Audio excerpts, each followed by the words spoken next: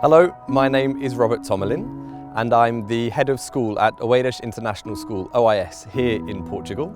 I'm also the chair of trustees in my first year serving the Council of International Schools. I'm 45 years old and I graduated from United World College of the Adriatic in Italy back in 1997. I first heard about UWC when I was in year 6, when I was 10 years of age. The headmaster of my primary school, Ted Wheatley, his son studied at the UWC of Southern Africa, Mhlaba. And then 5 years later, pre-internet of course, he posted the application form. I was invited to an interview at Atlantic College where I really saw for the first time in my life what UWC really was, because nowadays you can do a quick Google search, but back then it was all down to a leaflet. And I had my mind blown by so many people from all over the world living in a castle.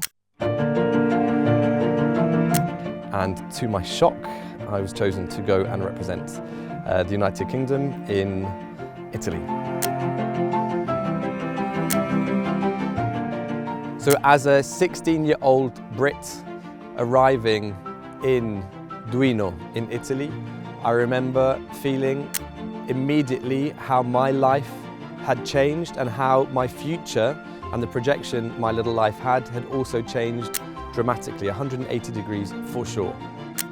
You can be sitting next to someone from a refugee camp on the other side of the planet and someone from a royal family and everything in between, and that is the magic of UWC, forcing that diversity and having that deliberate, that intentional diversity and the opportunity to mix and mingle.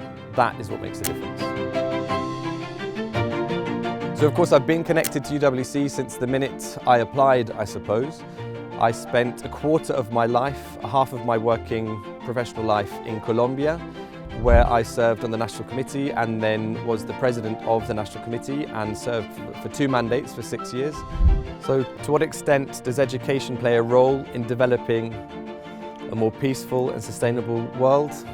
I think we just need to open the newspapers and look online today to understand the urgency that we need students to meet each other, to argue, to resolve conflicts, to fall in love, to build friendships, to grapple with questions which are hard to answer, and to understand that the diversity that might be shared in many aspects of their lives does not make them better or worse, it just makes us different.